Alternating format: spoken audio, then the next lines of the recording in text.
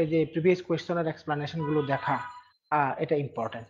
তো আশা করব কাজে আসবে আমাদের এই ভিডিওটাও। আমরা এখানে প্রিভিয়াস বিসিএস এর কিছু প্রশ্ন সামনে রেখেছি। আমরা এখানে প্রথমে দেখতে পাচ্ছি identify the word that remains the same in the plural form.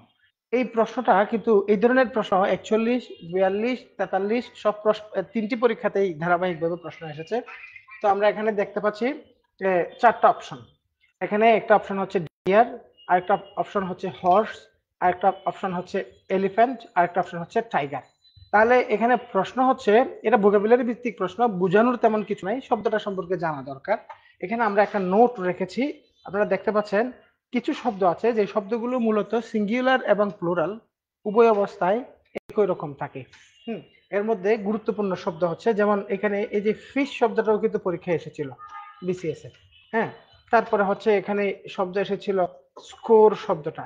হ্যাঁ, তারপরে হচ্ছে এখানে আরো কিছু শব্দ আমি লিখে রেখেছি, ডিয়ার, শিপ, এয়ারক্রাফট। হ্যাঁ, এই যে শব্দগুলো স্পেসক্রাফট পর্যন্ত, এই শব্দগুলো কিন্তু সিঙ্গুলার এবং প্লুরাল একই। যেমন দেখেন, আপনি যদি লিখেন মনে করেন মনে করেন আ ডিয়ার, যেভাবে লিখবো, আমি যদি লিখি অল ডিয়ার তাহলে অল হবে। পক্ষান্তরে আপনি যদি লিখেন আ বুক, এভাবে হবে। কিন্তু যখন আমি অল বুক লিখেন তাহলে অল বুক হবে না, বিষয়টা হবে অল বুকস। এই যে পরিবর্তনটা, এটা খেয়াল রাখবেন, তাহলে এই শব্দগুলো আমাদের কাছে ইম্পর্ট্যান্ট। আমি অনেক সময় না খেয়ে এই প্রশ্নটা আমরা দেখলাম, এই প্রশ্নটা, তাহলে এখানে অ্যান্সার হবে ডিয়ার। বাকি শব্দগুলো এগুলো প্লোরাল হয়, হর্সেস এস যুক্ত হয়ে বাকিগুলো প্লোরাল হয়, এগুলো নয়, অ্যান্সার হচ্ছে ডি। একটা প্রশ্ন দেখলাম। পরের প্রশ্ন যাচ্ছি আমরা। 3 নাম্বার কোয়েশ্চেন। 3 নাম্বার কোয়েশ্চেনটা হচ্ছে, আমরা দেখতে পাচ্ছি এখানে হুইচ ওয়ার্ড ইজ কারেক্ট। শব্দ দেখতে দেখা যাচ্ছে একটা শব্দ, এখানে কোন শব্দটা কারেক্ট। তাহলে আমরা এখানেও মূলত ভোকাবুলারি ভিত্তিক প্রশ্ন, এগুলো মূলত নাম্বার, অর্থাৎ নাউনের যে বিভিন্ন ভ্যারাইটি, নাউন সম্পর্কে, নাউন জায়গা থেকে এই প্রশ্নগুলো আসছে। নাম্বার, জেন্ডার বিষয়গুলো কিন্তু নাউনের সাথে রিলেট করে। তো এখানে আমরা দেখতে পাচ্ছি, দেখেন আমাদের কাছে এখানে ফার্নিচার একটা শব্দ আসছে, ইনফরমেশন, তারপরে হচ্ছে সিনারিজ, তারপরে হচ্ছে প্রসিডস। চারটা শব্দ আমরা দেখতে পাচ্ছি। তো আমাদের মাথায় রাখতে হবে, এখানে এই যে ফার্নিচার শব্দ, ইনফরমেশন, সিনারি, এখানে কিছু শব্দ আমি ফার্নিচার, ইনফরমেশন, হোমওয়ার্ক, ভেজিটেবল, তারপরে হচ্ছে মানি। এরপরে আমি এই যে শব্দগুলো, এগুলো কিন্তু ঘুরে ফিরে বারবার পরীক্ষায় আসে। শিক্ষকরা যখন ক্লাসে পড়ান, একেবারে অলমোস্ট ইংরেজি গ্রামার পড়ান, এমন সকলেই এই জায়গাগুলো নিয়ে স্টুডেন্টদেরকে বারবার ওয়ার্ন করেন, বল এই জায়গাগুলো থেকে প্রশ্ন হয়। তাহলে আমরা এই দুইটি প্রশ্নই পেয়েছি একটা জায়গা থেকে। তাহলে এখানে দেখা যাচ্ছে এই শব্দগুলো, এগুলো হচ্ছে আনকাউন্টেবল, এগুলো আনকাউন্টেবল। আর আনকাউন্টেবল কোনো নাউন কিন্তু কখনো প্লুরাল হয় না। ওয়াটার কখনো ওয়াটার্স হবে না। এই শব্দগুলো দেখতে যেমন ফার্নিচার, এই শব্দটা আসবাবপত্র, এটা ইংরেজিতে আনকাউন্টেবল হিসেবে বিবেচ্য। ইনফরমেশন মানে তথ্য, বাংলার মধ্যে তথ্য, তথ্যসমূহ, তথ্যগুলো ওভাবে কিন্তু আমরা ব্যবহার করি, কিন্তু ইংরেজিতে ইনফরমেশন শব্দটা আনকাউন্টেবল হিসেবেই ব্যবহার হয়। এই জন্য ব্যাপারগুলো কিন্তু কনফিউজিং। হ্যাঁ, তারপরে ভেজিটেবল, মানি, এই শব্দগুলোকে আমরা আনকাউন্টেবল হিসেবে ধরবো, এরা কখনো প্লুরাল হবে না আনকাউন্টেবল হিসেবে। তাহলে আমরা দেখতে পাচ্ছি ফার্নিচারকে ফার্নিচার্স করা হয়েছে, সুতরাং এটা ভুল। ইনফরমেশন করা হয়েছে ভুল, সিনারিজ করা হয়েছে ভুল, তাহলে এখানে প্রসিডস, এটাই উত্তর। এই হচ্ছে কথা। তাহলে এখানে এই যে প্রশ্ন, এই প্রশ্নের এক্সপ্লেনেশনটা হচ্ছে অ্যাকচুয়ালি এই ধরনের শব্দগুলো সম্পর্কে আমাদের মাথায় রাখতে হবে, যাদেরকে দেখতে কাউন্টেবল মনে হচ্ছে কিন্তু অ্যাকচুয়ালি তারা আনকাউন্টেবল, এবং আনকাউন্টেবল হিসেবে তারা কখনো প্লুরাল হবে না। এই জন্য বলা হয়েছে কোন শব্দটি কারেক্ট। এই এই হচ্ছে বিষয়, যেখানে এই প্রশ্নটা গেল। এরপরের প্রশ্নটাই আমরা যাচ্ছি। আমি একেবারে যেন আমার এই কথাগুলো শুনে আপনি যেন খুব সহজে কম সময়ে তথ্য পান, ওভাবেই বিষয়গুলো সলভ করে দিচ্ছি। এই শব্দটাও, এই যে প্রশ্ন to doctor and animal means, তাহলে টু ডক্টর অ্যান্ড অ্যানিমাল এটা একটা ইডিয়ম। হুম, তো এটার জন্য চারটা অর্থ দেওয়া হয়েছে, বলা হয়েছে এটা এখানে কোন অর্থটা এখানে কারেক্ট। তো এখানে মূলত আমরা দেখতে পাচ্ছি, দেখেন এক্সপ্লেনেশনটা এখানে রেডি করা আছে। হুম, দেখেন an animal means that to remove parts of sexual organs of an animal। ঠিক আছে, আমরা ছাগলকে খাসি করাই না, খাসি যে বলি, তাহলে জন্মগতভাবে একটা ছাগল কিন্তু খাসি থাকে না। এই ধরনের অর্গান রিমুভ করা, এটা যেহেতু ডাক্তারদের জন্য স্পেশাল বিসিএস ছিল এই রিলেটেড একটা প্রশ্ন, তাহলে এটা জাস্ট এটার অর্থটা জানা। এটার অর্থ তাহলে আমরা এই বিষয়টা হচ্ছে টু স্টেরিলাইজ ইট, তাহলে পয়জন করা নয়, কিউর করা নয়, চিকিৎসা করা নয়। ঠিক আছে, এখানে অর্থ। তাহলে আমরা দেখতে পাচ্ছি removing the genetical parts of an animal, এই হচ্ছে এটার অ্যান্সার। আচ্ছা, এটা মুখস্থ করার বিষয়, এখানে কোনো কিছু গ্রামাটিক্যালি এক্সপ্লেইন করার মতো জায়গা নাই। 5 নাম্বার প্রশ্নটা আমরা দেখতে পাচ্ছি, কোয়েশ্চেন নং 5, the word flying in the sentence look at the flying bird, look at the flying bird, এই সেন্টেন্সের মধ্যে আপনারা দেখতে পাচ্ছেন look at the flying bird. আচ্ছা, এখানে আমাদেরকে প্রশ্ন করা হয়েছে এটা কি জিরান্ড হবে, পার্টিসিপল হবে, ভার্বাল নাউন হবে, নাকি জিরান্ডিয়াল ইনফিনিটিভ হবে? Gerundial infinitive.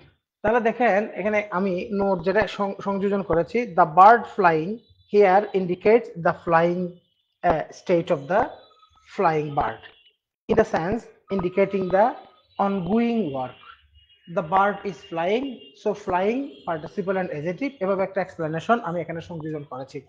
এখানে একটা কথা মাথায় রাখবেন, দেখেন এখানে verb plus ING, verb plus ING, এই ভার প্লাস আইএনজি কে আমরা কখনো কখনো এটাকে ভার্ব হিসেবে দেখি, কখনো কখনো এটাকে নাউন হিসেবে ব্যবহার হতে দেখি, কখনো কখনো এই ভার প্লাস আইএনজি কে আমরা অ্যাডজেক্টিভ হিসেবে ব্যবহার হতে দেখি।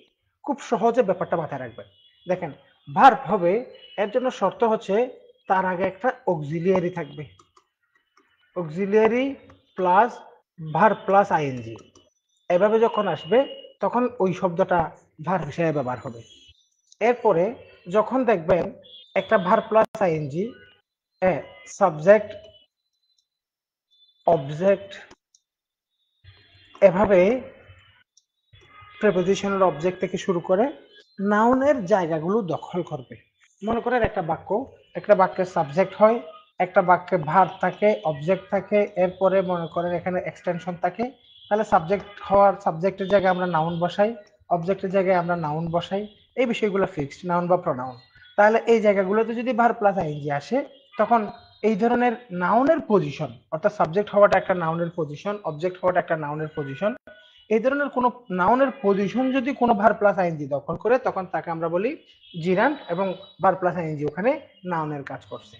আর যদি ভার প্লাস আইএনজি, তাহলে এখানে দেখেন ভার প্লাস আইএনজি এভাবে এর পরে যদি কোনো নাউন থাকে, তখন তাকে আমরা পার্টিসিপল বলি, কারণ তখন সে অ্যাডজেক্টিভ হিসেবে ব্যবহার হয় একটা নাউন। যেমন দেখেন এটা একটা নাউন, বার্ড একটা নাউন, এই নাউনকে মডিফাই করার জন্য তার আগে ফ্লাইং শব্দটা আসছে, এটা একটা পার্টিসিপল। এটা হচ্ছে গতানুগতিক কথা, অনেকে অনেক ধরনের কৌশলের কথা বলে। এখানে একটা কথা মাথায় রাখবেন, এখানে আপনার যে বিষয়টা মাথায় রাখার মতো সেটা হচ্ছে মুভমেন্ট, গতি, গতি। যদি গতিটা খেয়াল করবেন, verb plus ING, verb plus ING কোন নাউনের আগে বসে ওই নাউনের মধ্যে যদি কোনো মুভমেন্ট সৃষ্টি করে, ওই নাউনের মধ্যে যদি কোনো গতি সঞ্চার করে, ওই নাউনটাকে যদি সচল রাখে, সচল গতিময় অর্থ দেয়, তখন সে পার্টিসিপল। আর যদি ভার প্লাস আইএনজি কোনো নাউনের আগে এসছে কিন্তু ওই নাউনের মধ্যে কোনো গতি সঞ্চার করে নাই, তখন সে কিন্তু পার্টিসিপল না, তখন কিন্তু অনেক ক্ষেত্রে সেটা জিরান্ট হবে। যেমন আপনি দেখেন আমি দুইটি শব্দ লিখি, আমি লিখলাম এখানে, এই যে এখানে লেখা আছে ফ্লাইং বার্ড, লিখলাম কি ফ্লাইং, ফ্লাইং বার্ড একটা সেন্টেন্স, আরেকটা লিখলাম ওয়াকিং পাথ, দুইটি কথা। তাহলে এখানে দেখা যাচ্ছে বার্ড শব্দটা একটা নাউন, পাথ শব্দটা একটা নাউন, আইএনজি আইএনজি। এই ফ্লাইং বার্ডের মধ্যে ফ্লাইং শব্দটা বার্ডের মধ্যে একটা গতি দেখাচ্ছে, উড়ন্ত, চলছে। কিন্তু ওয়াকিং পথ এখানে হচ্ছে চলার পথ, এখানে পথ পথ কিন্তু স্থির, চলমান নাই, গতি নাই। তার মানে এই এই যে শব্দটা এটা হচ্ছে মূলত জিরান্ড। জিরান্ড আর এটা হচ্ছে অবজেক্ট অফ জিরান্ড। অবজেক্ট অফ জিরান্ড, এই ব্যাপারটা মাথায় রাখবেন। তাহলে এখানে যেহেতু গতি আছে সুতরাং এটা পার্টিসিপল, এটা অ্যাডজেক্টিভ। তাহলে আমরা দেখতে পেয়েছি এই জায়গাতে verb plus ING, verb plus ING, এটা তিনটি অবস্থা। সে ভার্ব হিসেবে ব্যবহার হবে যদি তার সাথে অক্সিলিয়ারি ভার্ব থাকে, নাউন হিসেবে ব্যবহার হবে যদি নাউনের জায়গায় বসে, নাউন যেখানে যেখানে বসে, অ্যাডজেক্টিভ হবে নাউন ভার্ব প্লাস আইএনজি যদি নাউনের আগে বসে, কখনো কখনো কমপ্লিমেন্ট হিসেবেও পার্টিসিপল আসতে পারে। কিন্তু এখানে মাথায় রাখতে হবে গতির বিষয়টা, গতি এবং স্থির, তাহলে আপনি ক্লারিফাই করতে পারবেন। আর ভার্ব চিনবার জন্য তার আগে অক্সিলিয়ারি ভার্ব থাকবে। যেমন দেখেন আমি লিখলাম he is watching, watching TV. তাহলে দেখতে পাচ্ছেন এখানে এই যে ইজ আছে, ওয়াচিং আছে, ওয়াচিংটা এখানে ভার্ব হিসেবে ব্যবহার হয়েছে। এখানে আমরা কি শর্তটা পেয়েছি? শর্তটা হচ্ছে অক্সিলিয়ারি ভার্ব। এম ইজ আর ওয়াজ এর অক্সিলিয়ারি যদি থাকে তাহলে এম ইজ আর ওয়াজ এর সহ ওই আইএনজি যুক্ত শব্দটাকে আমরা বলবো ফাইনাইট ভার্ব। তাহলে ভার্ব প্লাস আইএনজি আমরা তিনটি রূপে তাকে দেখি। তাহলে এই সেন্টেন্সটা সহজ ছিল, এখানে একটু ব্যাখ্যা দিয়েছি কারণ এই জায়গা থেকে প্রশ্ন সব সময় আসে, সব সময় আসে। তাহলে এখানে দেখতে পেয়েছি, তাহলে he is driving the car.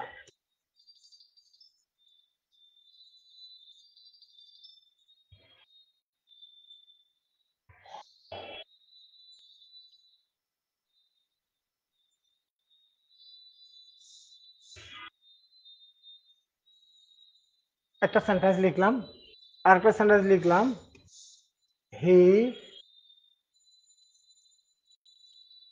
Goat a moving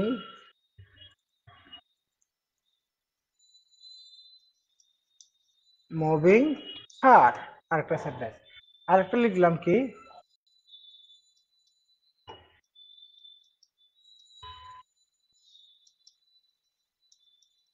driving car is my হবি। তিনটি সেন্টেন্স আমি এখানে লিখেছি।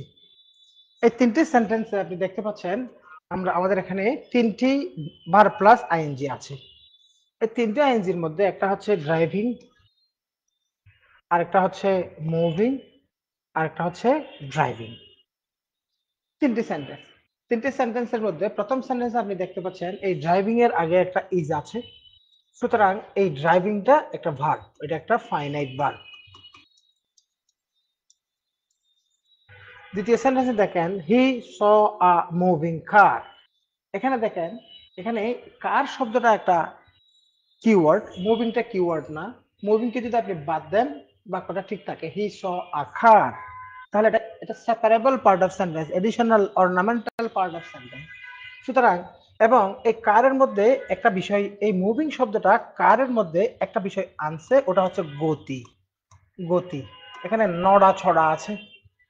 এই জন্য এটা এই যে এই সেন্টেন্সের মুভিংটা, এটা হচ্ছে এই মুভিংটাকে আমরা বলবো পার্টিসিপল, পার্টিসিপল।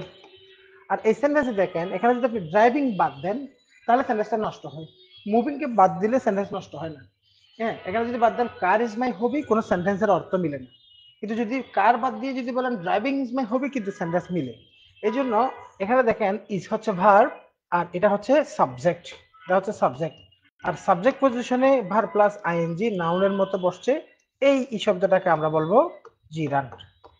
তাহলে আমি এখানে দেখাচ্ছি, এখানে যেটা এই ড্রাইভিংটা হচ্ছে ফাইনাইট ভার্ব হিসেবে আসছে, এই মুভিংটা আইএনজি এটা পার্টিসিপল হিসেবে আসছে, এবং এই ড্রাইভিংটা এখানে জিরান্ড হিসেবে আসছে। এই হচ্ছে এখানে কনসেপ্ট। আশা করি আমি আরো একটা উদাহরণ দিয়ে ক্লারিফাই করলাম এই সেন্টেন্সটার মধ্যে। তাহলে ফ্লাইং শব্দটা এখানে উত্তর কি হবে আমরা পেয়ে গেছি, পার্টিসিপল। উত্তর হচ্ছে কি পার্টিসিপল। জিরান্ড হবে না কেন? উত্তর পেয়ে গেছি। ভার্বাল নাউন হবে না, ভার্বাল নাউন হওয়ার জন্য দা, দা লিখলাম singing of, the singing of Hasan, লিখলাম অ্যাট্রাক্টস মি, একটা সেন্টেন্স লিখলাম। এই যে সেন্টেন্স, এই সেন্টেন্সের মধ্যে দেখা যাচ্ছে এখানে ভার্ব প্লাস আইএনজি আছে, এখানে সিঙ্গিং শব্দটা অ্যাট্রাক্টস ভার্বের সাবজেক্ট হিসেবে বসছে, এবং এই যে ভার্ব প্লাস আইএনজি এটা কিন্তু দি এবং অফের মাঝখানে আসছে। এই ধরনের জিরান্ডকে আমরা বলি ভার্বাল নাউন। Verbal noun. তাহলে এখানে এই বিষয়টা এই এই এই সেন্টেন্সে এই শব্দের মধ্যে নাই, ওটা তো জিরান্ডই না, সুতরাং ভার্বাল নাউন হওয়ার সুযোগ নাই, জিরান্ড হওয়ার সুযোগ নাই। জিরান্ডিয়াল ইনফিনিটিভ এটা মিলে না, সুতরাং অ্যান্সার হচ্ছে বি। এটা হচ্ছে আরেকটা প্রশ্ন গেল। এবার আসেন 6 নাম্বার। আমি জাস্ট এক্সট্রা কথা না বলে জিনিসগুলো ব্যাখ্যা করেই এগিয়ে যাচ্ছি। কোশ্চেন নং 6, identify the determiner in the sentence bring me that book. Bring me that বুক একটা সেন্টেন্স। এই সেন্টেন্সে খেয়াল করেন, এখানে বলা হয়েছে ডিটারমিনার কোনটা। তো এখন আধুনিক ইংরেজি গ্রামারে কিন্তু ডিটারমিনারকে আলাদা করে পার্টস স্পিসিস 9 প্রকার, ডিটারমিনার, পার্টিসিপল, জিরান এগুলো আলাদা পার্টস স্পিসিস ভাবে 10 প্রকার, অনেকে অনেকভাবে বলে। ডিটারমিনার গুলো খেয়াল করতে হবে, ডিটারমিনার গুলো মূলত অ্যাডজেক্টিভ, বিশেষ শ্রেণীর কিছু অ্যাডজেক্টিভ যারা নাউনের আগে বসে নাউনকে ডিটারমাইন করে। ডিটারমিনার এখানে বলা হয়েছে ডিটারমিনার গুলো দেখেন, ইংরেজিতে ডিটারমিনার হচ্ছে, দেখেন আমাদের যে আর্টিকেল আছে, আর্টিকেলস গুলো এ, এন, দি, এদেরকে আমরা ডিটারমিনার বলি। মনে করেন ইংরেজিতে কতগুলো পজেসিভস আছে, পজেসিভস, হ্যাঁ, যেমন দেখেন মাই, আওয়ার, হিজ, হার, দেয়ার, ইয়র, এই শব্দগুলো কিন্তু ডিটারমিনার হিসেবে ব্যবহার হয় নাউনের আগে। আপনি দেখেন মনে করেন ডেমনস্ট্রেটিভ বা ডেমনস্ট্রেটরস এভাবে লিখলাম আমি, হ্যাঁ, মনে করেন আমি লিখলাম দিস, দ্যাট, লিখলাম দিস, দোজ, এরাও কিন্তু ডিটারমিনার হিসেবে ব্যবহার হয়। ইভেন আপনি যে সমস্ত শব্দ আহ, মনে করেন কোয়েশ্চেন করার জন্য ব্যবহার হয়, কোয়েশ্চেনস, বা যেমন আমি লিখলাম হু, হুইচ, হোয়াট, তাদেরকে দিয়ে আমরা ইন্টারোগেশন করি, এদেরকে ইন্টারোগেটিভস বা ইন্টারোগেটরস হিসাবে আমরা ডিটারমিনার হিসাবে ব্যবহার করতে পারি বা ডিটারমিনার বলে থাকি। অনুরূপভাবে এখানে আরো কিছু ডিটারমিনার আছে, এদেরকে আমরা বলি কোয়ান্টিফায়ার। কোয়ান্টিফায়ার্স, কোয়ান্টিফায়ার্স গুলো ধরুন পরিমাণ বোঝানোর জন্য ফিউ, তারপরে আমরা ব্যবহার করি লিটল, আমরা নিয়ে আসি মেনি, আমরা ব্যবহার করি মাছ। এই যে সমস্ত শব্দগুলো যেগুলো পরিমাণ বোঝায় এদেরকেও আমরা বলি ডিটারমিনার। তাহলে আমরা এই যে ক্লাসেস অফ ডিটারমিনার্স দেখলাম, এখানে এই যে আমি এখানে যা লিখেছি এগুলো হচ্ছে ডিটারমিনার প্রকার। তাহলে দেখেন bring me that book, bring me that বুক, তাহলে এখানে দেখেন মি নাই, ব্রিং তো ভার্ব, মি নাই, তাহলে বুক নাউন, তাহলে দ্যাট হচ্ছে ডিটারমিনার। আমি জাস্ট যেহেতু ব্যাখ্যা দিচ্ছি, এটা একটু করে অল্প করে জিনিসটাকে প্রকার ব্যাখ্যা দেখালাম। তাহলে আর্টিকেল গুলো এক ধরনের ডিটারমিনার, পজেসিভস গুলো ডিটারমিনার, ডেমনস্ট্রেটরস বা ডেমনস্ট্রেটিভ প্রোনাউন হিসেবে যাদেরকে চিনেন এরাও কিন্তু ডেমনস্ট্রেটিভ অ্যাডজেক্টিভ হিসেবে নাউনের আগে বসে, তাদেরকে ডেমনস্ট্রেটিভ অ্যাডজেক্টিভ যেমন বলা যায়, তাদেরকে আপনি চাইলে ডিটারমিনার বলতে পারেন। তারপর হচ্ছে কোশ্চেন করার জন্য শব্দগুলো, যেমন দেখেন আমি যদি বলেন এই যে লিখলাম which, which car, which car is your favourite one, একটা কথা বললেন, তাহলে হুইচ কার, কার নাউনের আগে হুইচ শব্দটা, এটাকেও ডিটারমিনার বলা হচ্ছে ইংরেজিতে। অনুরূপভাবে কোয়ান্টিফায়ার্স, মনে করেন আপনি লিখলেন, এখানে লিখলেন মনে করেন ফিউ, ফিউ বুকস, তাহলে দেখা যাচ্ছে এখানে বুকস নাউন আর ফিউ শব্দটা হচ্ছে ডিটারমিনার। এভাবে ডিটারমিনার গুলো, এভাবে অনুরূপভাবে এখানে যে আরো শব্দ আছে, যেমন দেখেন নাম্বার, হ্যাঁ, নিউমেরিক্স বলে নাম্বারস, যেমন আপনি দেখেন ওয়ান, অনুরূপভাবে টু, অনুরূপভাবে 10, যেমন ধরুন আমি লিখলাম 10 বুকস, হ্যাঁ, 10 বুকস, তাহলে এখানে 10 শব্দটা কিন্তু ডিটারমিনার বলা হচ্ছে।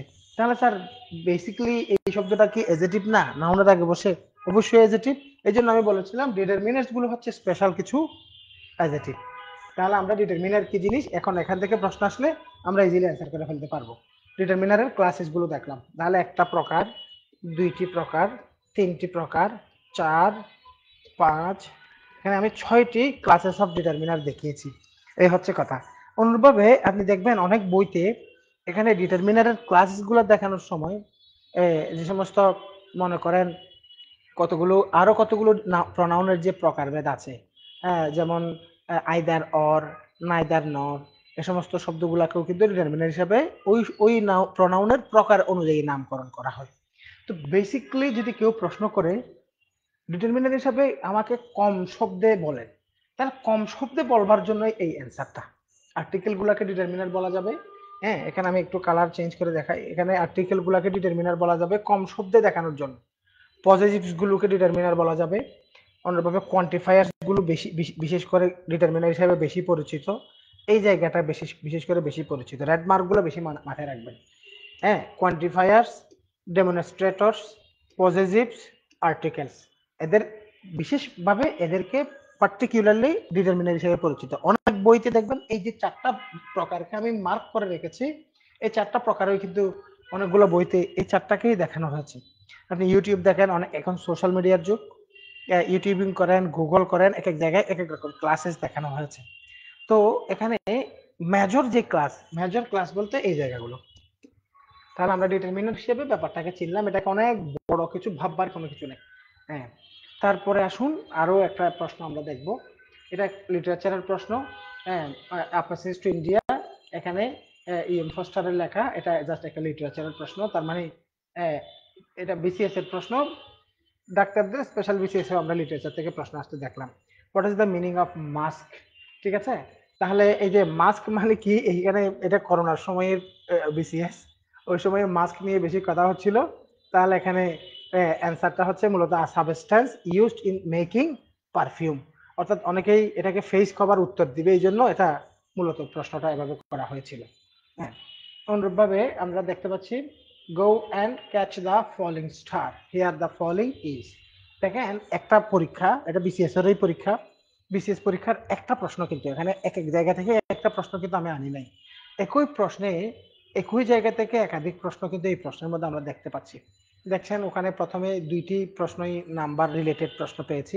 একটা প্রশ্ন পেয়েছিলাম ভার প্লাস আইএনজি নিয়ে, ওটা নিয়ে আমি অনেকক্ষণ ব্যাখ্যা দিয়েছি, জিরান কি, পার্টিসিপল কি, ভার প্লাস আইএনজি কখন ভার্ব হবে, জিনিসটাকে খুব স্পষ্ট করে ক্লিয়ার করেছি।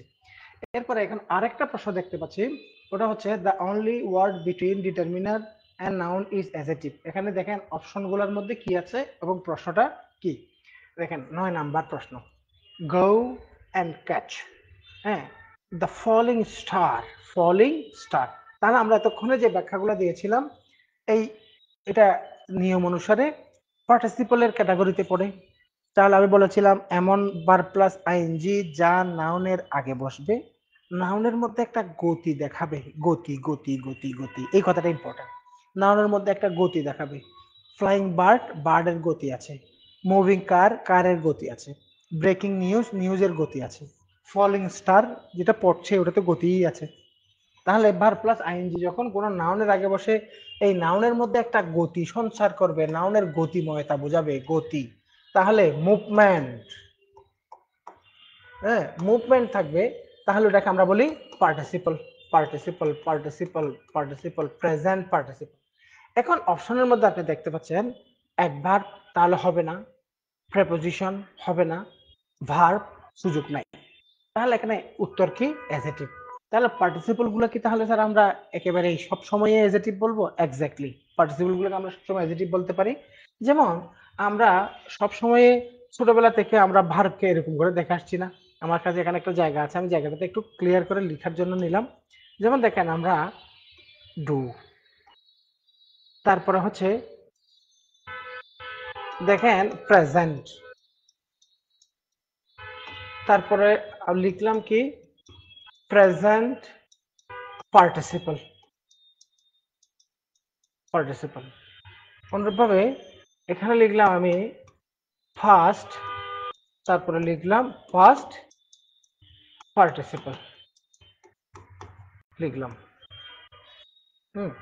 তাহলে এখানে এই যে ব্যাপার, আমাদের কাছে আমরা ছোটবেলায় এভাবে দেখেছিলাম না, ডু, ডিড এবং ডান। এখন এই প্রেজেন্ট পার্টিসিপল মনে করেন আমি এখানে লিখলাম হ্যাভ, তারপরে এখানে লিখলাম হ্যাড, এখানেও লিখলাম হ্যাড। আরো একটা পরিচিতির জন্য আরো একটা শব্দ লিখলাম গো, এখানে আমি লিখলাম ওয়েন্ট, এখানে আমি লিখলাম কি গন। এই যে শব্দ, এই যে ভার্বের যে আমরা পরিবর্তিত রূপগুলা এভাবে মুখস্থ করতাম। তাহলে এখানে আমাদের কাছে পাস্টের পরে পাস্ট পার্টিসিপলটা সবসময় দেয়া থাকে। পাস্টের পরে পাস্ট পার্টিসিপলটা আমাদের কাছে সবসময় দেয়া থাকতো বই পুস্তকে। হ্যাঁ, কিন্তু প্রেজেন্টের পরে প্রেজেন্ট পার্টিসিপল এটা দেয়া না থাকার পেছনে কারণ হচ্ছে এখানে আইএনজি দিলেই আমরা পেয়ে যাই। আমি এখানে একটু একটা কাজ করি, একটু ডিফারেন্ট কালার ব্যবহার করি। দেখেন এখানে ডুর সাথে আমি লিখলাম ডুইং, হ্যাভের সাথে আমি লিখলাম মনে করেন হ্যাভিং, আর গোর সাথে আমি লিখলাম গোয়িং। এর আগে এখানে কিন্তু একটা বেস ফর্ম থাকে, বেস ফর্ম। এখানে মনে করেন এই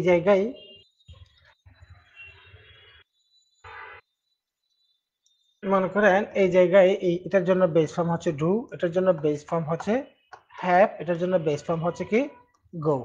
দেখেন এই শব্দটার কিন্তু প্রেজেন্ট ফর্ম যদি ধরি, এখানে কিন্তু ডাস শব্দটাকে আমরা প্রেজেন্ট ফর্ম ধরি, হ্যাজ শব্দটাকে আমরা প্রেজেন্ট ফর্ম ধরি, অনুরূপভাবে গো শব্দটার গোস এই ফর্মটাকেও আমরা প্রেজেন্ট ফর্ম ধরি। তাহলে এটা একটা বেস ফর্ম। হ্যাঁ, এই যে বেস ফর্ম এটার আরেকটা নাম আছে, এটার নাম হচ্ছে ইনফিনিটিভ। ইনফিনিটিভ এটার আরেকটা নাম আছে, এটাকে বলা হয় ডিকশনারি ফর্ম। ডিকশনারি ফর্ম তার মানে এই যে মূল ভার্বের ডু ডিড ডাস যেভাবে আমরা মুখস্থ করতাম, তার আগে কিন্তু তার আগে যে ফর্মটা, এই যে ফর্ম, এই ফর্মগুলোর তিনটি নাম আছে। একটা নাম হচ্ছে ডিকশনারি ফর্ম, আরেকটা নাম হচ্ছে বেস ফর্ম, আবার হচ্ছে তাকে বেয়ার ইনফিনিটিভও বলা হয়। এখন আমি যে কথাটা বুঝাবার জন্য এই টেবলটা ড্র করেছি, এটা হচ্ছে এখানে দেখেন প্রেজেন্টের জন্য প্রেজেন্ট পার্টিসিপল, পাস্টের জন্য পাস্ট পার্টিসিপল। এই পার্টিসিপলটা অ্যাকচুয়ালি এই ভার্ব থেকে গঠিত অ্যাজেটিভ। এই ভার্ব থেকে গঠিত অ্যাজেটিভ। এটাও অ্যাজেটিভ, এটাও কি অ্যাজেটিভ। অ্যাজেটিভ প্রত্যেকটা পার্টিসিপলকে আপনি মনে রাখবেন এটা একটা অ্যাজেটিভ মাত্র। পৃথিবীর সকল পার্টিসিপল অ্যাজেটিভ হিসেবে ব্যবহার হয়, কিন্তু সকল অ্যাজেটিভ পার্টিসিপল হবে এমন তো না, কারণ অনেক বেসিক ইয়াও আছে। হ্যাঁ, তাহলে এরা হচ্ছে প্রেজেন্ট পার্টিসিপল, এটা প্রেজেন্ট পার্টিসিপল, এরা হচ্ছে পাস্ট পার্টিসিপল। পাস্ট পার্টিসিপল এক একটার জন্য এক এক রকম বলে, ওটা বইতে দিয়ে দেয়া হয়। আইএনজি দিয়ে পাওয়া যায় বলে ওটা বইতে আমাদের উল্লেখ থাকে না। এই যে বিষয়টা, তাহলে আমরা এখানে যে বিষয়টা বোঝাবার জন্য আমি দেখিয়েছি সেটা হচ্ছে প্রেজেন্ট ফর্মের সাথে বেস ফর্মের একটা পার্থক্য আছে। আর পার্টিসিপল বলতে যে ব্যাপারগুলো, এই যে প্রেজেন্ট পার্টিসিপল এবং পাস্ট পার্টিসিপল, এরা হচ্ছে আসলে এই ভার্ব থেকে গঠিত অ্যাজেটিভ। এদের ক্ষেত্রে মাথায় রাখতে হবে, এদের ক্ষেত্রে একটু আগে যেটা বলেছি সেটা হচ্ছে এদের মধ্যে একটা গতি সঞ্চার করবে, চলমান বুঝাবে।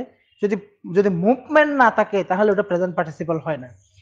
আর কোন একটা নাউন যদি কমপ্লিটেড টাস্ক, কোন একটা ফিনিশড অবস্থায় যদি বোঝায়, যেমন broken glass, completed task, finished job, broken heart, অর্থাৎ যে জিনিসটা অতীত হয়ে গেছে, শেষ হয়ে গেছে, ফিনিশড হয়ে গেছে, এমন এক্সপ্রেশন দেওয়ার জন্য কিন্তু আমরা নাউনের আগে এই যে পাস্ট পার্টিসিপল গুলো ব্যবহার করি। আপনারা দেখবেন, তাহলে দেখেন আপনি লিখবে, আমি যদি লিখি ব্রেকিং, ব্রেকিং নিউজ, আবার লিখলাম কি ব্রোকেন গ্লাস, এই ব্যাপারটা খেয়াল করেন। তাহলে এই যে ব্রেকিংটা নিউজের আগে বসছে, ব্রোকেনটা গ্লাসের আগে বসছে, এই দুইটা শব্দ নাউন। এটা নাউনের মধ্যে গতি এনেছে, গতি। আর এটা নাউনের মধ্যে কোনো কাজ শেষ হওয়া, শেষ হওয়া, finished, finished something, completed something, এই ধরনের এক্সপ্রেশন দিচ্ছি। তাহলে দুইটি পার্টিসিপল, এই দুইটাই, এটা হচ্ছে ব্রেক ভার্ব থেকে এসেছে, এটাও ব্রেক ভার্ব থেকে এসেছে। এটা প্রেজেন্ট ডু থেকে, ব্রেক থেকে ব্রেকিং, আবার ব্রোক থেকে ব্রোকেন, এরা হচ্ছে মূলত ভার্ব থেকে গঠিত। এটা যদি নাউন হয় এরা হচ্ছে অ্যাডজেক্টিভ।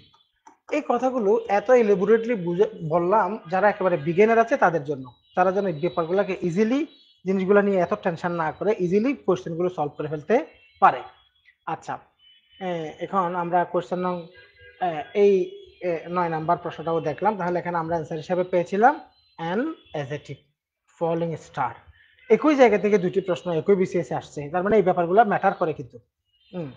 তাহলে এখানে 10 নাম্বার, হাসান হ্যাজ রিড, এখানে রেড উচ্চারণ করব, most of the dash of Shakespeare, এখানে অ্যান্সার হবে ওয়ার্কস। তাহলে দেখেন most of the poems, plays, most of their পরে আমরা প্লুরাল ফর্ম বসাবো। দেখেন here most of the after that uncountable noun or plural noun is required. So works হ্যাঁ will sit here, এখানে বসবে। Work is used as uncountable noun and the sense of a বুক, ঠিক আছে, একটা বইয়ের। তাহলে a piece of music, painting etcetera. And is plural works, most of the works of Shakespeare here, most of the books of Shakespeare means most of the Shakespeare's books or literary works are explained, ঠিক আছে। Hasan has read most of the poems of Shakespeare না হয়ে কেন works হচ্ছে, জিনিসটাকে একেবারে খুব easily ব্যাখ্যা করা হয়েছে। এটা একেবারে অনেক কঠিন কোনো কিছু না। আবারও দেখাচ্ছি, আবারও জিনিসটা পরে দেখাচ্ছি। হিয়ার মোস্ট অফ দা, দেখেন মোস্ট অফ দা, হ্যাঁ এই মেনি, মোর, মোস্ট, হ্যাঁ। তাহলে that uncountable noun plural noun is required. কথাটা কিরকম দেখেন, আনকাউন্টেবল নাউন, এটার পরে হয়তো আনকাউন্টেবল নাউন বসবে, অথবা যদি কাউন্টেবল নাউন বসে তাহলে প্লুরাল বসবে। কথাটা আরো সহজ করে বুঝাই, দেখেন এই যে মেনি আছে, মেনি, হ্যাঁ, আরেকটা শব্দ আছে কি মাছ, হুম, তাহলে এটার কম্পারেটিভ ডিগ্রি হচ্ছে মোর আর এটার সুপারলেটিভ ডিগ্রি হচ্ছে মোস্ট। অনুরূপভাবে মাছ শব্দের কম্পারেটিভ ডিগ্রি হচ্ছে মোর আর সুপারলেটিভ ডিগ্রি হচ্ছে মোস্ট। ব্যাপারটা ক্লিয়ার? প্রথমে প্রথমে আপনার জানতে হবে মেনি আর মাছ। এই মেনির কাউন্ট সুপারলেটিভ মোস্ট, মাছের সুপারলেটিভ, অর্থাৎ দুইটি শব্দের সুপারলেটিভ ডিগ্রি হচ্ছে কি মোস্ট। এই যে বাক্য, এই বাক্যের মধ্যে কিন্তু মোস্ট শব্দটা আমরা পেয়েছি, মোস্ট শব্দটা আমরা পেয়েছি। এই মোস্ট শব্দটা আসছে মেনি থেকে অথবা মাছ থেকে। এবার আসেন কেন কি হবে। এখন আমরা জানি এই যে মেনি, যদি আপনি মেনি ধরেন, প্রশ্নটা দেখতে যত ইজি লাগছে পরীক্ষার হলে তত বেশি কনফিউজিং। এখন যদি আপনার সাবকনসিয়াস মাইন্ডে ওয়ার্কটাই যৌক্তিক লাগে সে অন্য কথা, কিন্তু গ্রামাটিক্যালি লজিক্যালি কেন ওয়ার্কটা হবে, বাকিগুলো কেন হচ্ছে না ব্যাপারটা। ধরুন এখানে মেইনি শব্দটা ধরলাম, তো মেইনি শব্দটার পরে দেখেন আপনি একটা শব্দ লিখলেন বুক, তো আপনি বলেন তো মেনি বুক হবে না মেনি বুকস হবে?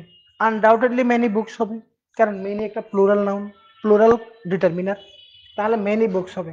এখন অথবা এখন এখানে শব্দটা আসছে কি মোস্ট, তাহলে যদি মেনি থেকে মোস্ট আসছে এমনটা বিবেচনা করি, যেহেতু মেনি, মেনির সুপারলেটিভ মোস্ট, আবার মাছ শব্দের সুপারলেটিভও কি মোস্ট। এখন ধরলাম এটা মেইনি থেকে আসছে, তাহলে মেইনির পরে বুকস হয়। অনুরূপভাবে যদি আপনি মেইনির সুপারলেটিভ ধরেন তাহলে মোস্ট বুকস হওয়ার কথা, তাহলে এখানে যে নাউনটা আসবে ওই নাউনটা প্লুরাল হতে হবে। তাহলে দেখেন এখানে পয়েমটা পয়েমস হওয়ার কথা ছিল, প্লেটা প্লেস হওয়ার কথা ছিল, ড্রামাটা ড্রামাস হওয়ার কথা ছিল। আচ্ছা, তাহলে এখানে এই অপশনগুলো হচ্ছে না যদি আমরা মেইনি থেকে মোস্ট ধরি। এখন ধরুন মেইনি থেকে মোস্ট আসে নাই, মোস্ট আসছে মাছ থেকে। এখন মাছ শব্দের পরে দেখেন, মাছ শব্দের পরে ওয়াটার আনকাউন্টেবল নাউন বসে। এখন আনকাউন্টেবল নাউন যদি বসাই তাহলে মাছের পরে আনকাউন্টেবল নাউন, এটা পয়েম কাউন্টেবল হবে না, প্লে কাউন্টেবল হবে না, ড্রামা কাউন্টেবল হবে না, ওয়ার্কস। এখন ওয়ার্কস শব্দটা কি প্লুরাল কিনা, হ্যাঁ, ব্যাপারটা এখানে একটু এই জিনিসটাই আমি এখানে ব্যাখ্যা করেছি। আশা করি এখন দ্বিতীয়বার যে কথা বললাম লিখে দেখালাম এই জিনিসটা থেকে এই রিডিংটা পড়লে আপনি বুঝবেন, পরে অভ্যাস করা উচিত। Here most of the uncountable noun, তাহলে এখানে হতে হবে আফটার দ্যাট আনকাউন্টেবল নাউন আসতে হবে অথবা প্লুরাল নাউন আসতে হবে। এই ব্যাপারটা এখন বুঝেছেন কেন প্লুরাল আসতে হবে, required. So works will sit here, এখানে ওয়ার্কসই বসবে। কেন? Work is used as countable noun, এটা কাউন্টেবল হিসেবে ব্যবহার হয়। In the sense of a book, বই হিসাবে, পিস অফ মিউজিক হিসাবে, পেইন্টিং হিসাবে। ওয়ার্কস শব্দটা লিটারি ওয়ার্কস এর অর্থ হচ্ছে এই যে বই অর্থে। And plural works, most of the works of Shakespeare, এভাবেই। তাহলে আমরা বুঝে গেছি কেন ওয়ার্কস শব্দটা উত্তর হলো, হ্যাঁ। তাহলে আমরা এখানে অ্যাকচুয়ালি এই মোস্ট শব্দটাকে এনেছি মেনি থেকে, এবং মেনির পরে প্লুরাল হওয়ার কথা ছিল মেনি পোয়েমস, হয় নাই। হওয়ার কথা ছিল মেনি প্লেস, হয় নাই। হওয়ার কথা ছিল মেনি ড্রামাস, হয় নাই। এখানে আমরা পেয়ে গেছি মেনি ওয়ার্কস, এবং এই ওয়ার্কস এর অর্থ হচ্ছে সৃষ্টিকর্ম। সৃষ্টিকর্ম, এখানে সৃষ্টিকর্ম বলতে লিটারেরি ক্রিয়েশন বা আর্টিস্টিক ক্রিয়েশন, শিল্পকর্ম অথবা সাহিত্যকর্ম। গেল। দেখতে প্রশ্নটা সহজ, কিন্তু একটু আমরা, এটাও সাহিত্যের প্রশ্ন। fill in the gap with correct form of verb the police dash informed yesterday। এখানে ইজি প্রশ্ন, এত ইজি প্রশ্ন আসলে আপনারা আশা করি পারবেন। এখানে দেখেন fill in the gap with correct form of verb, এখানে দা পুলিশ আছে, দা পুলিশ কোনো টেন্স মেনশন করে না, কিন্তু এখানে দেখা যাচ্ছে একটা সময় আছে। তা আমরা জানি অতীত সময়, অতীত সময়। অতীতের যদি স্পেসিফিক কোনো সময় উল্লেখ থাকে, হ্যাঁ, মনে করুন এখানে লেখা আছে ইয়েস্টারডে, এগো, মনে করেন লাস্ট ইয়ার, লাস্ট মান্থ, 2020, এরকম অতীতের কোনো সময় উল্লেখ থাকলে আমরা পাস্ট টেন্স করি, past tense, past simple tense. শুধু মানে এরকম অতীতের সময় উল্লেখ থাকলে, অতীতের সময় উল্লেখ থাকলে, অতীতের সময় বলতে এখানে একটা কথা মাথায় রাখতে হবে, অতীতের নির্দিষ্ট সময়। অতীতের যদি নির্দিষ্ট সময় উল্লেখ থাকে তখন আমরা পাস্ট সিম্পল টেন্স ব্যবহার করব। তাহলে এখানে ইয়েস্টারডে আছে, তাহলে ইজ দিলে যায় না এখন। এবং আরো একটা কথা, দা পুলিশের পরে ইজ হওয়ার সুযোগ নাই, ওয়াজ হওয়ার সুযোগ নাই, কারণ দা পুলিশের পরে আমরা ভার্ব হিসেবে ব্যবহার করব একটা প্লুরাল ভার্ব, আর্মি, পুলিশ, এই সমস্ত শব্দের শেষে। তাহলে এখানে আমরা দুইটা শব্দ আছে, একটা হচ্ছে আর, একটা হচ্ছে ওয়ার। আর হবে না কারণ এখানে অতীত সময় আছে, ওয়ার ইজ দ্য অ্যান্সার। বেশি ইজি ছিল, কিন্তু তবুও পরীক্ষায় এই টাইপের প্রশ্ন এসেও আপনাকে কনফিউশনে ফেলতে পারে। আরেকটা প্রশ্ন আমরা পেয়েছি, the last one, complete the sentence, if I were you I dash take the money. এখানে এখানে এই যে ইফ আছে, ইফ, ইফ যদি, ইফ শব্দের অর্থ হচ্ছে কি যদি। এই ইফ যুক্ত বাক্য এগুলাকে আমরা কন্ডিশনাল বলি, কন্ডিশনাল। আমি একেবারে ইজিলি সলভ করার জন্য একটা কথা বলবো, কন্ডিশনাল। কন্ডিশনালের ক্ষেত্রে যদি এমসিকিউতে আপনি সলভ করেন, এক্ষেত্রে আপনার মাথায় রাখতে হবে কন্ডিশনালটা, সেন্টেন্সটা একটু পড়ে দেখবেন রিয়েল না আনরিয়েল। হ্যাঁ, রিয়েল না আনরিয়েল। তাহলে দেখেন ইফ আই ওয়্যার ইউ, এটা কি রিয়েল হওয়ার সুযোগ আছে? আমি কি যদি তুমি হতাম? আনরিয়েল। আনরিয়েল হলে দুইটি ফ্যাক্ট, একটা হচ্ছে প্রেজেন্ট আর একটা হচ্ছে পাস্ট। যদি প্রেজেন্ট হয় তাহলে আমরা এখানে পাস্ট সিম্পল ব্যবহার করি, পাস্ট সিম্পল। হ্যাঁ, আর যদি, আর যদি গতকাল যদি আমি তুমি হতাম এরকম হয়, তাহলে আমরা ব্যবহার করি কি পাস্ট পারফেক্ট, পাস্ট পারফেক্ট ব্যবহার করি। আর যদি এদিকে পাস্ট সিম্পল হয়, এখানে এখানে এসে আমরা এখান থেকে শব্দ ব্যবহার করব। হ্যাঁ, তাহলে এখানে উড, কুড এবং মাইট, অ্যাকর্ডিংলি এখান থেকে কোন একটা শব্দ বসাবো। আর যদি এদিকে পাস্ট পারফেক্ট হয়, আমাদের কাজ হচ্ছে উড, কুড, মাইট এর পরে একটা হ্যাভ আসবে, আর আমরা জানি হ্যাভ এর পরে ভার্ব আসলে বি3 বসে। এই জিনিসটা আমরা মাথায় রাখবো, সিম্পল। তাহলে আমরা এখানে দেখতে পাচ্ছি এখানে ওয়ার আছে, ওয়ার আছে, ওয়ার আছে। তাহলে এখানে আমরা এই যে উড, কুড, মাইট এর পরে হ্যাভ, এই ব্যাপারটা আমাদের দরকার নাই, এই শব্দগুলো আসবে এখানে, এরপরে ভার্বের বেস ফর্ম বসবে। তাহলে আমরা দেখতে পাচ্ছি শ্যাল যাচ্ছে না, ওয়ার আছে, উইল যাচ্ছে না, ওয়ার আছে, মে যাচ্ছে না, ওয়ার আছে। এখানে আমরা অ্যান্সার করব কি এই হচ্ছে অ্যান্সার, সহজ। যদিও কন্ডিশনালের সকল তথ্য এভাবে দিলে অনেক লম্বা হয়, তাহলে আমরা সিম্পল একটা কথা বললাম। আবারও বলছি যারা একেবারে বিগিনার আছেন, যারা খুব শর্টকাট কোনো কিছু খুঁজেন, তাদের জন্য আপনি প্রথমে এরকম ইফযুক্ত বক্তব্য থাকলে আপনি এই যে ক্লজটা পড়ে দেখবেন, দেখবেন এটা কি বাস্তব কথা না অবাস্তব কথা। যদি অবাস্তব হয়, যদি বাস্তব না হয়, বিষয়টা যদি অবাস্তব হয়, প্রথমে মাথায় রাখবেন অবাস্তব হলে এখানে শুধু পাস্ট টেন্স হয়। তারপর আপনি খেয়াল করবেন অবাস্তবটা কি বর্তমান নাকি অতীত। যদি বর্তমান হয় তাহলে এখানে past indefinite tense, past simple tense হবে, ওয়ার হবে, ভার্বের ডিড ফর্ম হবে, যদি কোনো অ্যাকশন ভার্ব হয় ডিড ফর্ম। আর এদিকে এই এখান থেকে কোনো শব্দ দিয়ে এরপরে ভার্বের বেস ফর্ম বসবে। আর যদি এখানে অবাস্তব এবং অতীত হয় তাহলে এখানে পাস্ট পারফেক্ট হচ্ছে মূলত হ্যাড প্লাস V3। যেমন গতকাল যদি আমি তোমাকে দেখতাম, if I had seen you yesterday, হ্যাঁ লিখলাম, তাহলে আমি লিখলাম কি I might have given that, একটা বক্তব্য লিখলাম। তাহলে এখানে কথা হচ্ছে, খেয়াল করার মতো বক্তব্য হচ্ছে এখানে দেখেন হ্যাড সিন এখানে একটা অক্সিলিয়ারি হেড আসছে, পাস্ট পারফেক্ট এখানে আসছে, এখানে এই যে মাইটের পরে আমরা একটা হ্যাড নিয়ে আসছি, এই জায়গাটা আমাদের মাথায় রাখতে হবে। এই হচ্ছে কথা। আশা করি এই ব্যাপারটা ক্লিয়ার হলো। আজকের সেশনটাতে আমি আর বেশি লম্বা বক্তব্য দিচ্ছি না। আমাদের খেয়াল রাখতে হবে, আমাদের লাইভ সেশনগুলো যাচ্ছে প্রতিদিন, আমাদের যে লাইভ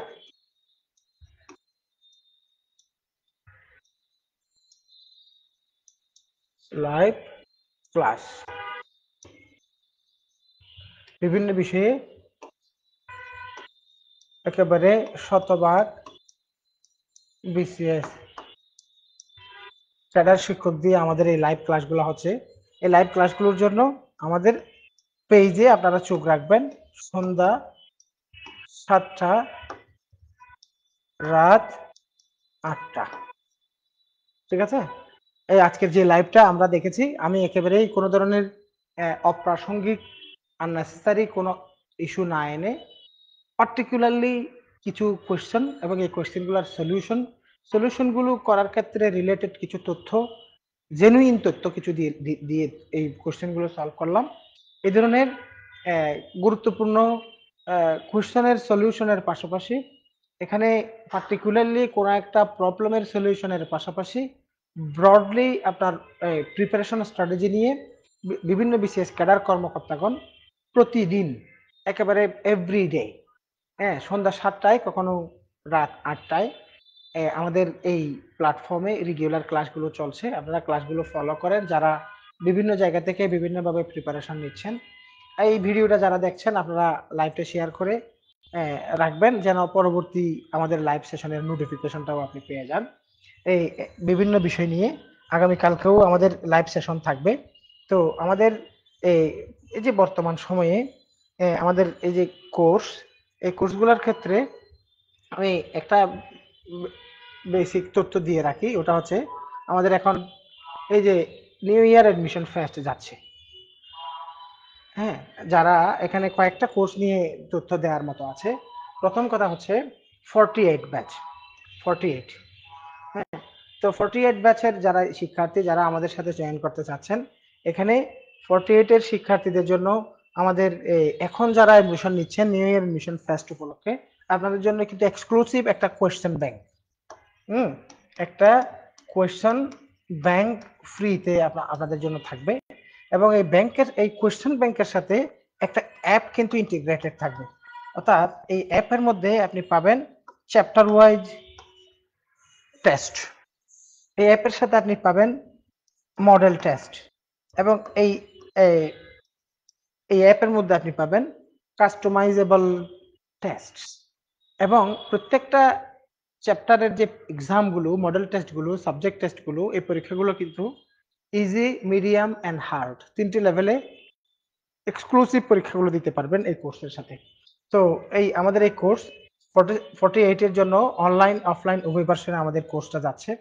এই বিসিএস হেল্পলাইন প্ল্যাটফর্মে যারা পড়ান তারা সকলেই বিসিএস ক্যাডার কর্মকর্তা।